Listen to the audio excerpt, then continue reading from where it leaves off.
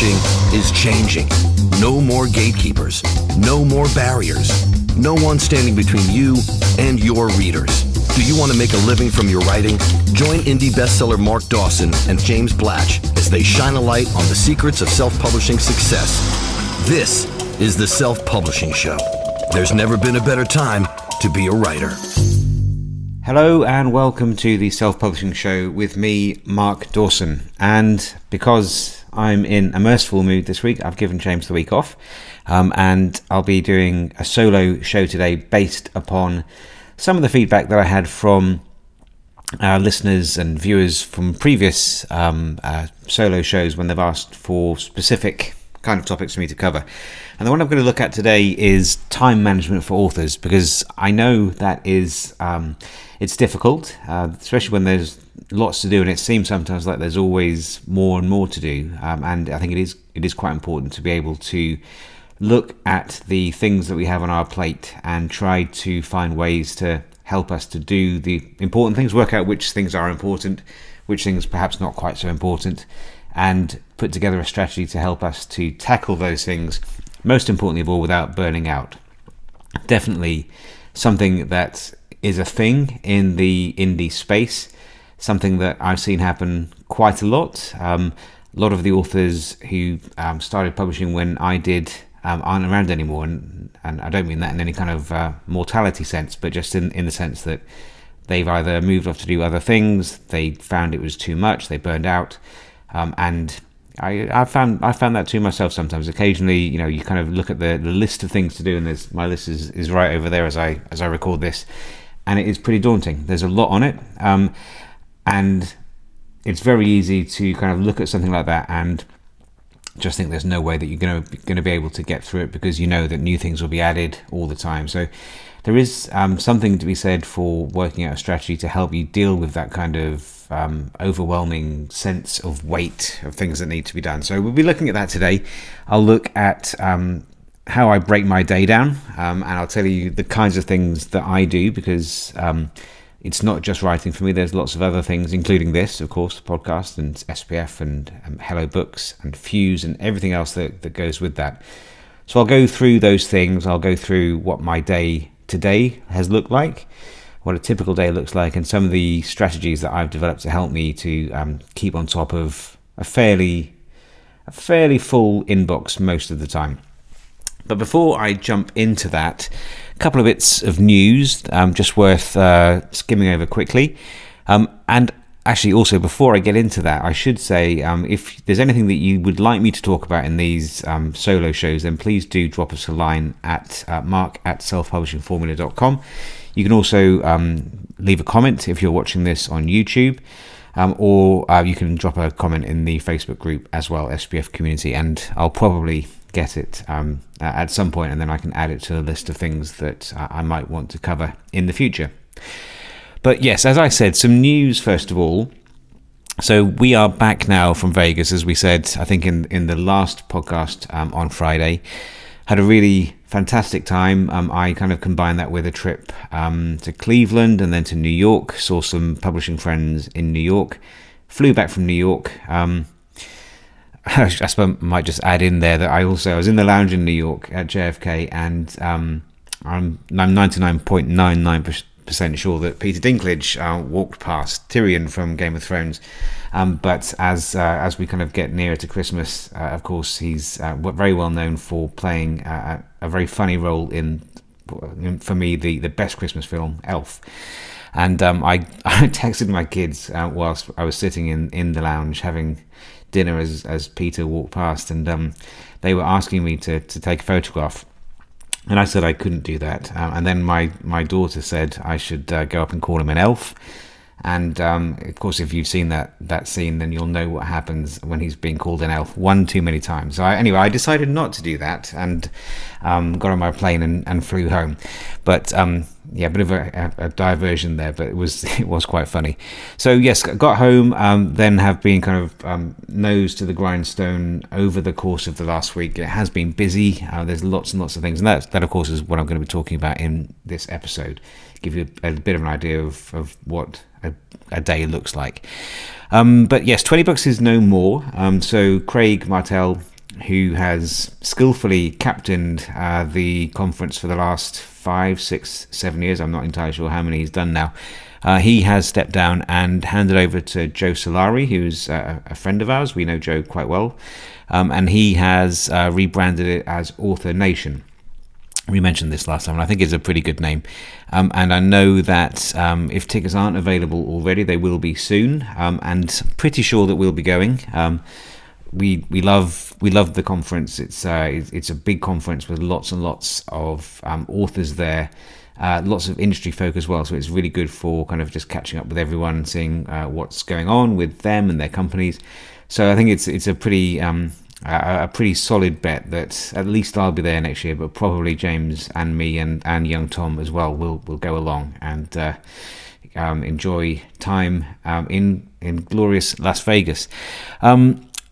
Apart from that, and on the subject of conferences, our own conference, SPS Live, the fourth time we've run this on the south bank of the Thames in the Royal Festival Hall. Fantastic venue. I'm just getting into the programming stage for that now, and I've had quite a lot of people who would like to come and talk, so I'm starting to think about what that might look like. But tickets are available at the early bird price, and it's 25th and 26th of June 2024, and you can get those tickets and find out about the conference and also see kind of a run through of what last year's was like at, I think it's www.selfpublishingformula.com/SPS Live. Pretty sure that's what it is. But yeah, go and have a look. We are looking forward to that. We'll be having a party again on the Wednesday evening, and just tons of fun things to start thinking about as we get into next year.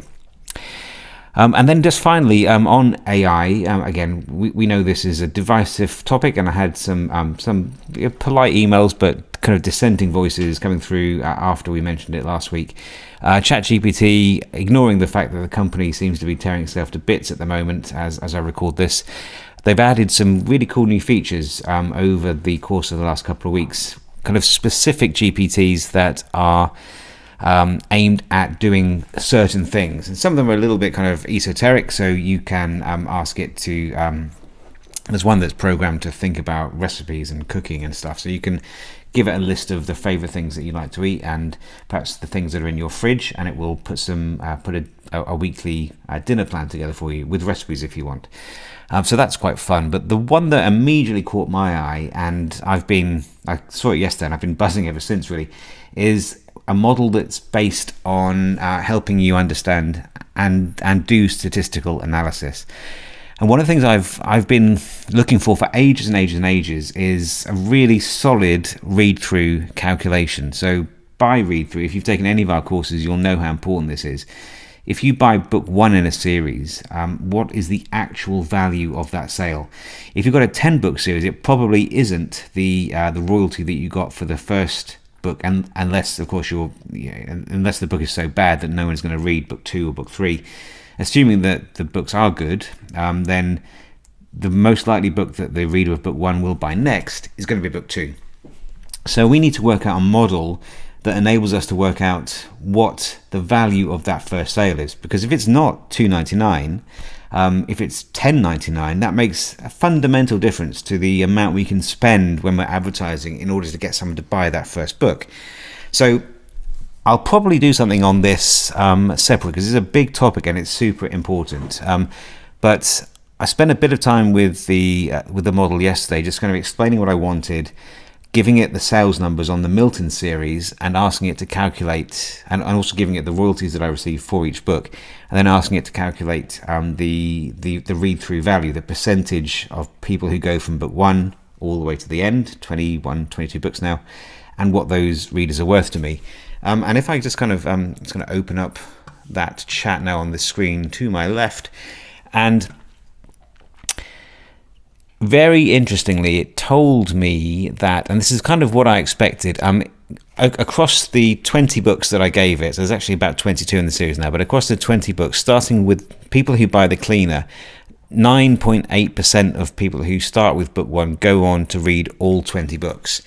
And that means that every time I sell a copy of the cleaner, given the read-through rate to all the subsequent books in the series and the royalties I gave ChatGPT to work out, it's told me that I can expect to earn approximately $47 in total. So it's a little higher than I had on my model, but it's probably not a million miles away. And I'm going to be doing quite a bit of stress testing to see how much that's how reliable that is, because I think that's probably a little bit high.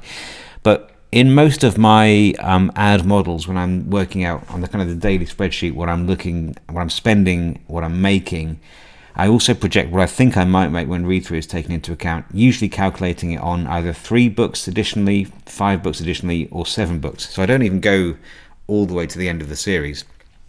So actually, no, I'm going to change that. I actually told it the more accurate values. So book 1 earns me $2.09. Books 2, 3, and 4, $2.79 each, and then books 5 through 20, because they're $4.99, $3.49. So on that basis, it thinks that I can expect to earn $61 every time I sell book 1.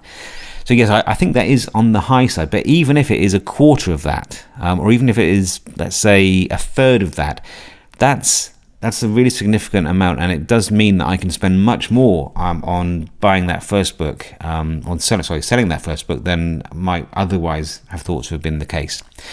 So, yeah, I mean, super interesting. I love the fact that you can explain this in as simple as English as you can, or even if you can't explain it properly, it's pretty good at working out what you want. And then it will go away and work out what that is. And if that's matching with the spreadsheet that I've been using, and it's not a million miles away, that I've been using for the last 7 or 8 years, that gives me extra confidence that I'm on the right track. What it's also suggested, and what I should have done ages ago, is actually survey my readers, and find out people on my mailing list, how far they go through.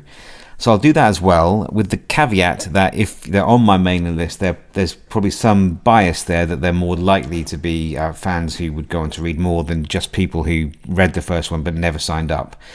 So there needs to be a little bit working into there, because I suspect the read-through for my mailing list is much higher than it would be for someone who didn't join my mailing list.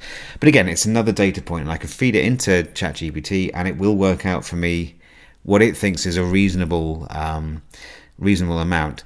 Again, kind of health warning there, don't base all of your spending on that kind of calculation, because you need to keep benchmarks. You need to make sure that what you're expecting to happen is actually happening in real life, in terms of the money that's going into your bank account and the money that's going out to Facebook or Amazon for the ads. But interesting stuff, and really, really important. Okay, so I am going to get into the main gist of this episode now and talk about time management for authors. And it is, it is an important thing. It is important to have a strategy for dealing with something, and especially when it kind of feels sometimes like there is more and more being given to us to do. So, if you followed everything that we teach in the Ads for Authors course, for example, then you need to be looking at Amazon ads, Facebook ads, BookBub ads, TikTok. Maybe you want to do Pinterest, a YouTube channel. If you start thinking about it like that, there's so much, it's just not possible, because of course you're going to be writing as well. So it can feel daunting. Now, the main thing I would say about that is that you can't do everything. It's just impossible. I don't really spend that much time. I don't spend any time on YouTube apart from SPF, but we have someone who does that for us. I don't spend any time on TikTok. I kind of looked at it. It's just not my thing. I think I would struggle to produce the videos. I'm quite happy being in front of a camera, but I think actually producing interesting videos that would be successful for my readers who might not be on TikTok, maybe. It just felt to me like one more thing that I can't really do. So I don't do that. Yes, there's FOMO. Do I think I could be missing out by not being on TikTok? Yeah, definitely. I think there is that, but I think you just have to kind of bear that in mind, and just think that there's a limit. You can't do everything, and there is a risk that maybe I'm missing out, but that's fair enough. I've got to pick the things that I think are best suited for me and my books and concentrate on those. There just isn't time for me to do everything, especially when I've got 2 kids, I've got a dog to walk, all of these kinds of things. To balance, you have to kind of say at some point I can't do that and not do it. Anyway, so for the business that we have, let's just give you kind of a rough idea of what I have on my plate and the help that I have to do that, because some of these things I couldn't do without help. So starting with books, the thing that if you put a gun to my head and said you can only do one thing going forwards, what would it be? It would be my writing, because it's the thing I enjoy the most, and it's also, fortunately, the thing that makes me the most money. So obviously my interest and my time is going to be directed to that if that was all I could do. But for the books, there really is just me. There isn't anyone else in the business. I do all my ads myself. I have translators. My brother kind of runs that side of things. So he does the liaison with the translators, and that's very helpful. He's good at that. I don't need to chase the translators. He knows where we are in terms of, the team and what books they're writing, have they been paid, all of that. That's very helpful to get that off my plate. And now that we've got, I think, 4 translators in Germany, 2 in France, and kind of looking to scale up the French side of things, that has been invaluable for me. So Craig helps me with that, and that's great. I do have a PA, Mads, who helps me with bits and bobs, but even though I've tried to give her stuff, it's not that she can't do it, it's just I'm quite reluctant to hand off stuff. That's a quirk of my character. I think I find it quite difficult to hand off things to other people, not just her, but to anyone at all, really. Ads are particularly difficult. I think I'm pretty good at doing the ads. I know my books better than anybody else. There is a big learning curve when it comes to running ads successfully. And even though I've tried to find people to kind of hand off Amazon or Facebook ads, I've never found anybody that I feel I would be comfortable in recommending. The only exception to that would be Books Flyer, Sarah and Ricardo from Readsy. That's a pretty good little tool that I think has a lot of potential, a lot of promise. But beyond that, actually running the ads, no, it's something that I think I have to do myself. And I mean, weirdly, I quite enjoy it, which kind of says something about my character, I think, as well. But it is just me really on that side of things. So when you look at my books business, I mean, even formatting, I do that myself with Vellum. There isn't, and Stu does my covers, but because I couldn't possibly do that. But apart from that, there isn't really anybody else in that business. Moving on to Hello Books, so our books promotion service, Hello Books. We've handed that over now after building it for 18 months. We've handed over the back end work to the excellent team at Written Word Media, so Ferrell and Ricky run that for us now, and we're in charge of advertising. We build the author list, we build the reader list, but they actually do the processing, the customer service, sending the emails. All of that is done by them, which has been a real bonus because there was a team of about 5 of us on that, and James and I were quite happy to hand that over and just keep the small bits that we can continue to do without too much bother. Fuse, so our publisher, our little kind of boutique publisher, that's just James and me really at the moment, with a couple of kind of freelancers who help us. Tina is one who help us with kind of contact with authors and taking care of payments and all of that kind of stuff. But things are brewing with Fuse. Now, you'll know what that is if you were at 20 Books. I'll have much more to say about that soon. But suffice it to say that it is super busy at the moment, and all of the weight is on my shoulders because there's some legal stuff, not bad legal stuff, good legal stuff, that is just because I am, unfortunately, I was a lawyer. It made sense for me to handle that rather than James. So there is an awful lot of law for me to wade through, and it's been that way for about 7 or 8 weeks, and it's a grind. I don't enjoy it. I'm okay at it, I think. I'm not brilliant, but I'm good enough to be able to kind of be the point man between the lawyers and the company. So that is busy, but in that business is really pretty much is James and me, mostly James in terms of kind of running the day-to-day of that, but at the moment probably I'm slightly ahead of James in terms of how much time is required. Then there's SPF. So there's a team of 4 of us, kind of core SPF staff, me, James, Tom and Catherine. We have other people who help with bits and pieces, so putting the podcast together, doing our social media, running the conference. There are people we bring in on a contractor basis as we need them, and they're all amazing, and we're all incredibly grateful that they're able to help us, because otherwise it would be tough. I mean, SPF is a pretty big operation now, and even just doing this podcast every week is a bit of a time suck. So I've had to carve out an hour today to do this solo episode. So it is a lot to do. I don't mind doing it at all. It's one of the things I really enjoy, is being able to talk to authors and share experience and news and views on things. But yeah, it is a lot of work, and that's why we have a decent team to help with that. So those are the four main businesses. There's always bits and bobs, other things that come up. Of course, there's daily life. So I have two small kids. I've got a 12-year-old and a 9-year-old. I've got a dog who's just sitting down there who needs plenty of exercise. He's quite energetic, so I do that. There's a house to run, so we have a bit of help for that, which is really fantastic. But there's always things to do. Today I had builders around because we've got a leak under the kitchen floor, which means that we're going to have the floor up so we can find the leak, fix the leak, put the floor down again. It's just it's daily life, and it's nothing special in that. It's annoying, but these things come up and they have to be dealt with, so that kind of gets added in as well. But if I tell you about my own schedule, just what happened today and what generally happens, I usually have this. The pattern is usually similar to this. It's been a little bit different today, just because I had some tasks that were more important than would otherwise be the case.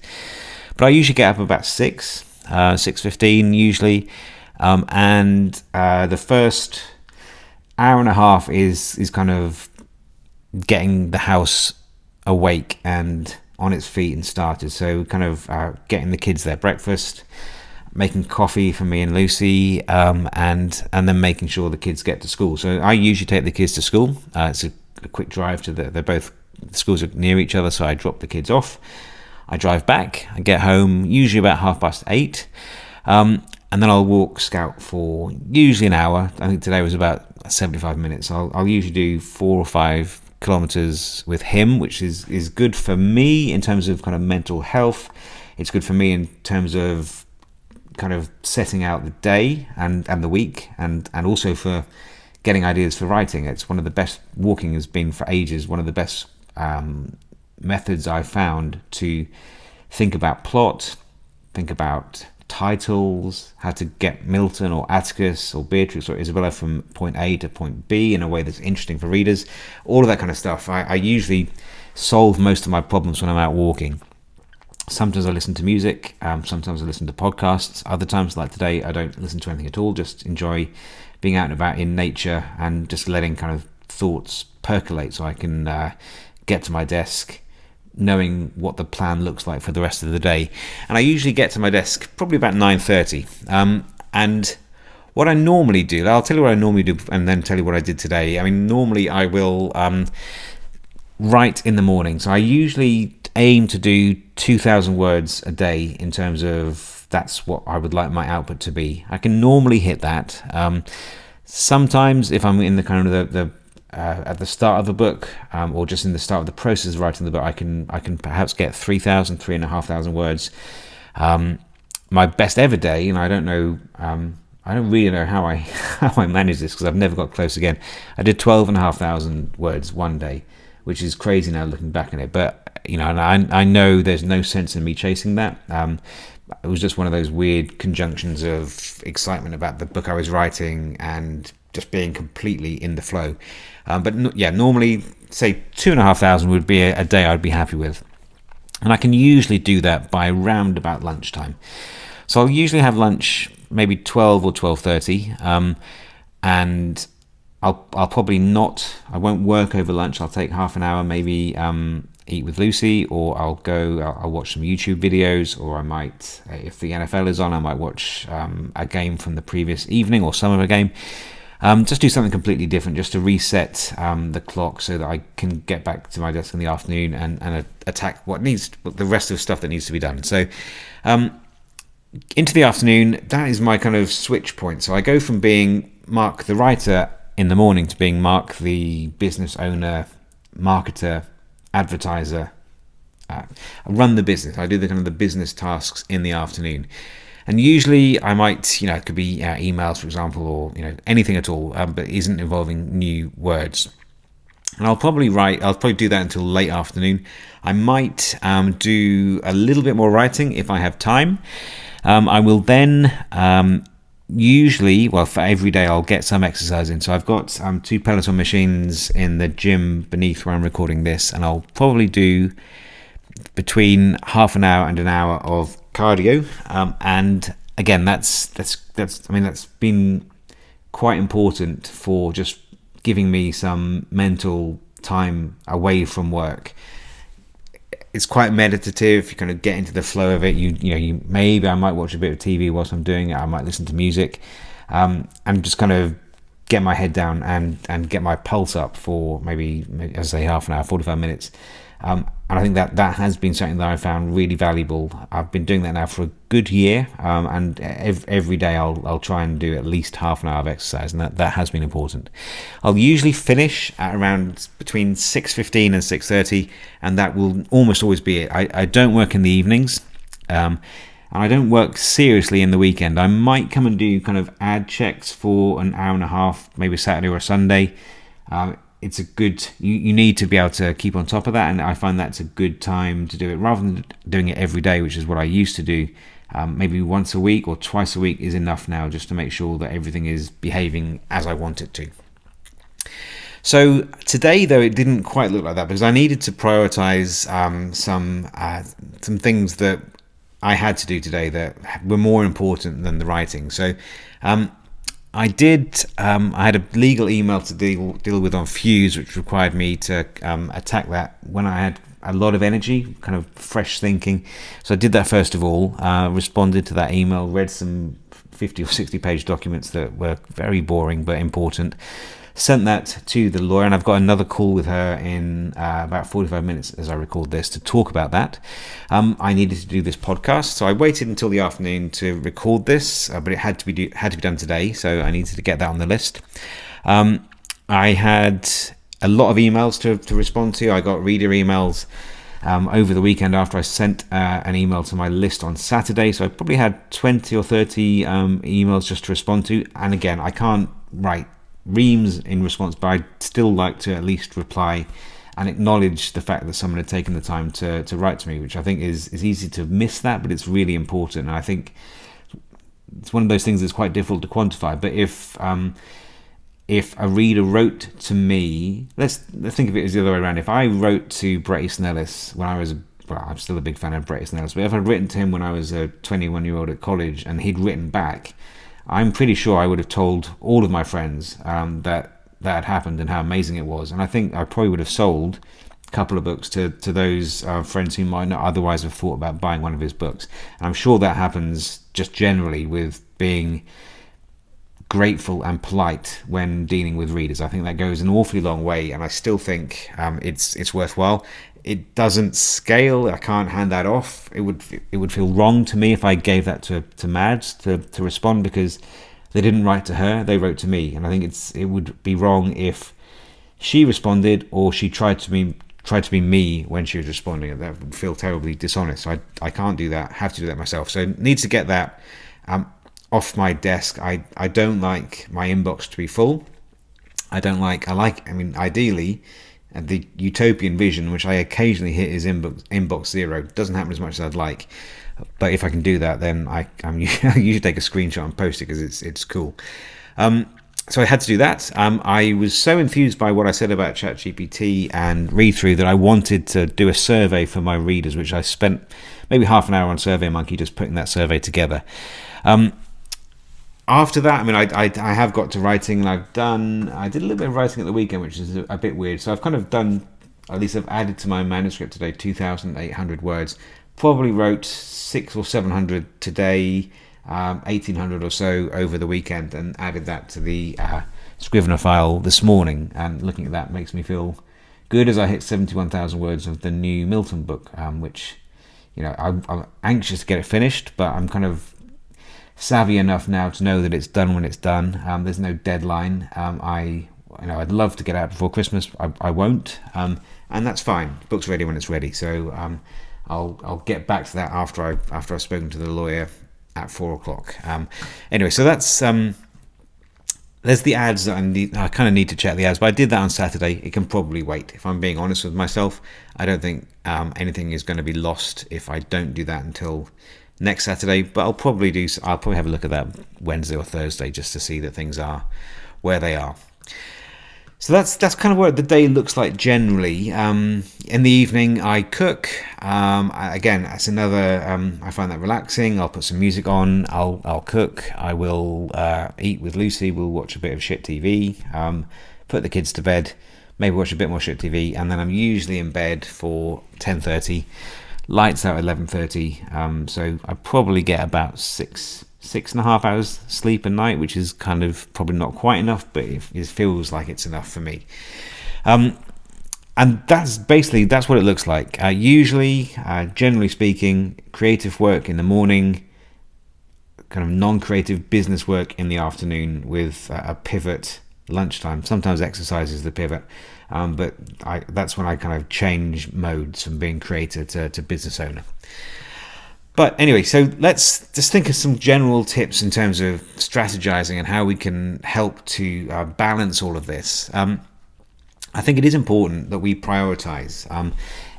You can look at all the things we have to do, and it can seem daunting. I know this from experience. You can look at a to-do list and think that's a really big to-do list, and that can feel like it's weighing down on you sometimes, and I definitely felt that before. And the risk of that is that you just kind of you feel it's too much, and either the work that you do isn't to your normal standard, or you just don't do the work at all. You just throw your hands up and time out for the rest of the day, and you go and do something else, which of course is fine. But better to manage that so that you can do the things that are important, not worry so much about the things that you don't have to do today. You can do that tomorrow, or you can do it next week, or you can in some cases do it 6 months in the future, or even not at all.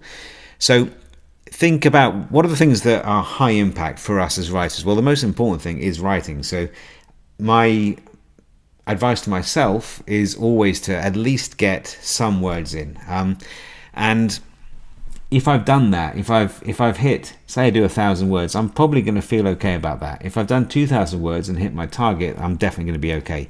But I do want to get some words in. Even on the really busy days like today, I want to make sure that I have hit some words.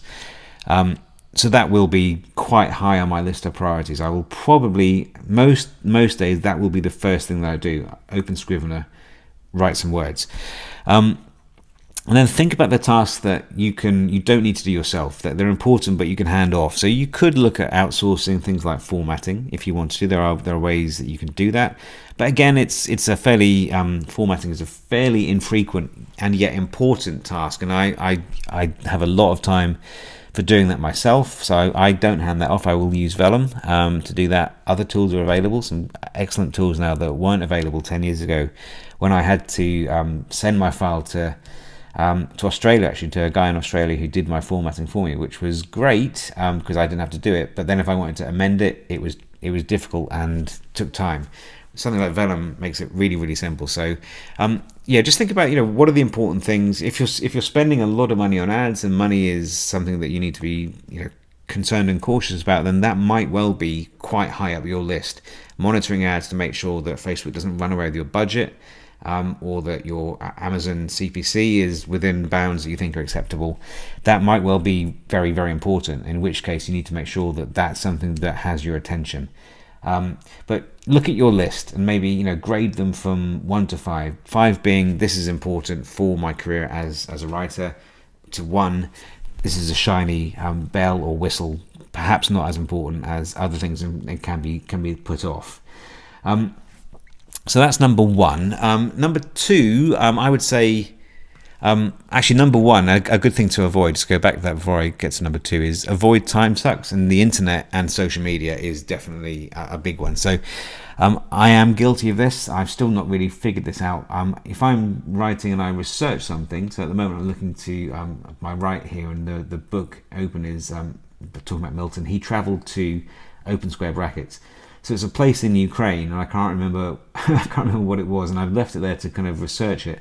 And that will mean going over to the internet, opening up Google, and then looking. Now, the problem with me, I know exactly what I'm like. I will go somewhere else. So I'll probably go to the BBC. I might go I might start Googling, researching, which I love doing. And then before you know it, 20 minutes is gone. I haven't written any words, and that square bracket that prompted me to go over to Google is still a square bracket. I haven't found out what I wanted. So it is difficult to do that, to avoid that. Any kind of suggestions on that, I am all ears. Social media is a big one. So I usually put my phone over on the desk behind me. So I have to actually, it's not sitting there and tempting me with opening it. And I don't normally do Facebook on my Mac. So that's helpful. But yes, I'm still a work in progress on kind of getting into that. And I know there's software available that will kind of close the internet at certain times. But I'm not sure that would work for me, because I'd probably just open it again and get back into it. So yeah, I'm certainly open to suggestions on how I can avoid going down the internet rabbit hole. Anyway, number 2, set realistic goals and deadlines. So I think it's be realistic, pick goals that are achievable. Break down the writing process into manageable chunks. The same goes to the publishing process, and don't feel that there's a big deadline. And also, don't compare yourself to anybody else. Don't compare yourself to me, in the same way that I don't compare myself to Amanda Lee, who I know writes 12,000 words a day. I can't do that. Amanda is an absolute machine. I cannot do it. I would love to do it, but it's just not me. So there's no point looking at her and other people who are as prolific as that, putting out a book a month. I can't do that. It's just not possible. So once you accept that, then hopefully that's not something that's going to put additional pressure on you, because that's the way, the path to madness lies that way. So you start looking at other people and driving yourself to do something that you're not able to do because you're just not able to. You're too busy. They're different. Whatever. You need to get out of that mindset where you're looking at them and thinking that you want to do what they do, because you don't know what their circumstances are. They're very different from yours potentially. So get away from that, and just look at it being set achievable goals. So I mean, I'm going to get my calculator out here, because let's say you only have time for 500 words a day. Well, that's fine, because if you do 500 words a day and you do it every day for a year, that's 182,000 words, which is either 3 short novels or 2 decent sized ones. So if you think about it that way, 500 words is not that much. You can probably do that in an hour. I mean, I can probably do that in about 25 minutes if I'm really kind of getting down to it. So break it down into chunks. There's that phrase, isn't there, that how do you eat a whale? Well, you do it one bite at a time. So kind of break it down. 90,000 words novel, when you start with a blank piece of paper or blank screen, that feels daunting. But if you break it down that way, do a spreadsheet, work out, you want to do it in 60 days. How many words do you need to do? And then work on that schedule. Doesn't matter if you go short one day, because you'll balance it by going long another day. I find that helps. I've got kind of spreadsheets going when I'm actually writing, where I'll put my word count in, and I can see how far along the path I am. I find that is quite helpful.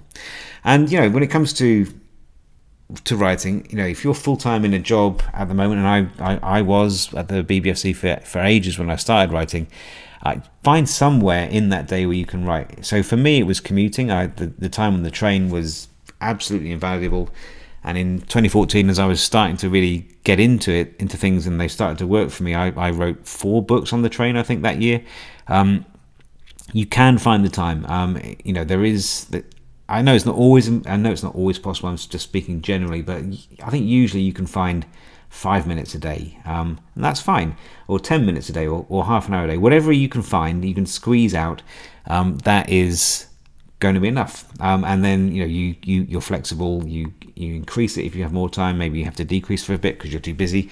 Whatever. Just find a bit of time and do a little bit of writing. That's going to be important. And don't compare yourself to other people. 3, balance the writing with marketing and promotion. So this is important. I don't think you can do one without the other now. You can't just be a writer. Could you ever just be a writer? Probably not really, but you could be 95% writer, 5% marketer back in the day. You can't anymore. The writing is still the most important thing because you can't sell a blank piece of paper. But when you have a book, you are going to need to learn how to market it. You're going to need to learn how to advertise, find readers, deal with those readers, build your mailing list. All of that stuff is crucially important. You are going to need to do everything. But just think about balancing those tasks with the time you have available. Maybe if you're full time, there's not going to be that much time to look at that. But I would suggest get the writing in, prioritize that, but then think about looking at the tasks that you've got and do them one at a time. So if you want to build your mailing list, maybe spend a week putting that together. Look at a course like Launchpad, work out how we recommend setting up the mailing list, and then just hit that task, tick it off. Then move on to social media, building those platforms. Do that, tick it off. Look at learning how to upload to Apple. Do that, tick it off. Same goes for Google, etc., etc. Do them sequentially, one at a time. Always do the writing, but then think about those tasks and attack them in the order that you need them. Don't do everything at once because it can feel like you're drowning if you do that. So look at something, a specific task that you know you're going to need, learn it, do it, automate it if you can. Most of these things can be automated. Never do it again unless you want to modify it. Move on to the next thing. Number 4, leverage tools and technology. So, this is something that is just kind of going exponentially fast, it feels like at the moment, as AI develops. More and more tools are now suitable for AI. So things like over the weekend, I asked ChatGPT to work out the 100 best-selling German thriller authors over the last 5 years, and it did a pretty good job with that because now it can search the internet when it is working on your queries. So that was useful. It won't be long, I suspect, before we have kind of fully AI integrated platforms that enable us to track sales, work out our ad spend, our return on investment, our read-through, all of that. It's all coming. We're not there yet, but the tools that we have today are light years ahead of what we had 10 years ago when I started. I don't have to have a spreadsheet that I kind of monitor and modify every night to show sales across all platforms. I used to spend half an hour a day doing that. And it was fun because I could see the gestation and then the birth and accelerated growth of my business. You don't need to do that so much these days because even simple things like the KDP dashboard is so much better than it was back in the day. And I think these things are going to get better. So other tools that you can use, when I use Trello for managing my tasks, I also use a simple piece of paper. But Trello is pretty good on my phone. I can note things down whilst I'm walking Scout that I think I need to do, and I can kind of tick them off as I've done them or reorder them depending on what's most important. And I think it's free. There's a free version of Trello. Lots of other task management software that you might prefer, but that one works quite well for me. So maybe find something that enables you just to keep a global view on the things that you need to do so that you can look at them clearly and formulate a plan that enables you to tick them off in the order that you need to do them.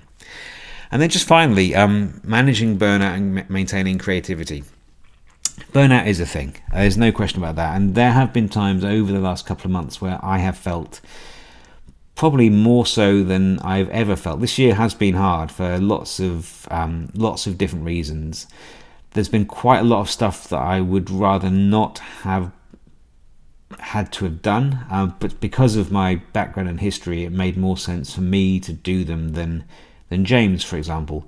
And it has been challenging. There have been times where I have felt quite stressed, and normally I don't really get stressed. It was particularly acute over the last couple of months where, and I know these are first world problems, but I travelled a lot over the last couple of months. Went to America twice, went to Paris, was in Tenerife for a lovely holiday, but no work done in any of those weeks, or not much. Just kind of doing the minimum writing and just kind of making sure the business stuff was done.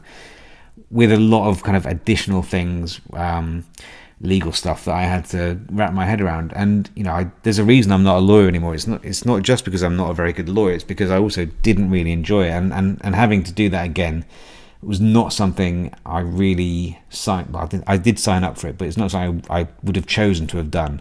Now there's a reason I'm doing it, and I think as we announce the changes that you're going to be seeing from us in the next, maybe even the next month or so, I think the payoff in terms of an exciting new opportunity will be worth the aggravation and the grind that I've had to put in to get there. But it has been hard, and there have been moments where I've gone, I wish I hadn't done that, I don't want to do it, I just want to write, and that's fine. I think usually that for me feels worse usually late at night when I'm tired.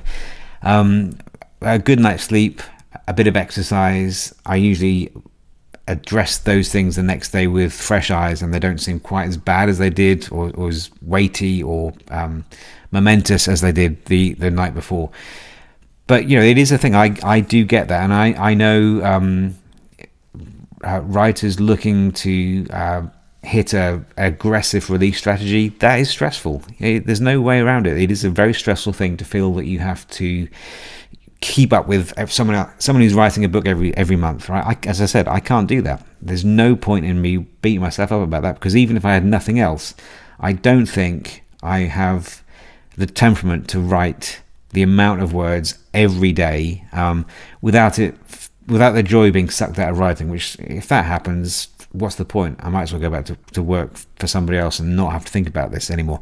So it is there's a balance there. Just if you start to feel that you're taking on too much, there's nothing wrong with just going, what, I'm gonna stop working today. I'm not going to do anything. I'm going to go do something completely different, and that might be going out for a bicycle ride, or you could walk the dog. You could go shopping. You could do whatever it is that you like to do to give you a bit of R&R. That might be what you need to do, because let's be honest, if you burn yourself out, you kill the love of writing. And if you still, I've done this before. I've made myself write something when I didn't enjoy the process, and it was the worst thing I've ever written. And readers know, if you're writing and it's an effort and it's a slog, they will know, because there'll be no joy in your words, and they won't buy anything from you again because they won't enjoy the book. So it's a complete fool's errand to drive yourself to the point where it feels like a sausage factory. There's no point in doing that. You have your pace, and you should stick to it. And if you need to take a day off because it feels like the pace is a bit too much, take a day off. Think about it. Maybe slow down a bit. It doesn't matter. Readers aren't going away. We're not in competition with each other. It doesn't. If you take 2 months to write a book rather than a month, if you take 6 months to write a book rather than a month, that's fine. You're not going to lose your opportunity. That more and more readers are finding digital reading all the time. So you don't feel pressured that you need to hit targets that are perhaps unrealistic for you. There is no point in doing that, because you won't serve yourself. You'll end up giving yourself a headache if you're lucky, a nervous breakdown if you're not lucky, and there'll be no joy in what you do. And I don't really see the point in that. If I didn't enjoy this, I wouldn't do it. Luckily enough, I love what we do. I love writing. I love everything else. But the privilege of getting up in the morning, coming to my desk here and just telling stories is something I occasionally have to pinch myself to remember. And I would absolutely hate to lose the magic in the amazing opportunity that we have now as creatives in the 21st century to write directly for our readers. Anyway, that is enough for me. I've gone on a bit today, but I hope that was helpful and gives you an idea of what I do, what my process looks like, how I juggle a fairly full slate, and manage family life as well. It's good. It's hard. There are days when it's harder than other days, but at the end of everything, I go to bed at night, and as I said, I have to remind myself. Well, actually, I don't normally have to remind myself. I know how lucky I am to be able to do this as a full-time job, because I tell you, it beats everything else I've ever done before, and I can't imagine doing anything that I would enjoy as much. Anyway, I will leave it there for now. We'll be back again next Friday. Me and James will be back, and James will have an interview. We'll do some banter. I know everyone loves that. In the meantime, I hope you have a really great weekend, and I hope you have a fantastic week writing and selling and just enjoying this amazing career that is possible for us now as independent writers. Fantastic. Anyway, I will shut up now. Have a great weekend, and I'll be back next time. Bye-bye. Get show notes, the podcast archive, and free resources to boost your writing career at selfpublishingshow.com. Join our thriving Facebook group at selfpublishingshow.com/Facebook. Support the show at patreon.com/selfpublishing show. And join us next week for more help and inspiration so that you can make your mark as a successful indie author. Publishing is changing, so get your words into the world and join the revolution with the Self-Publishing Show.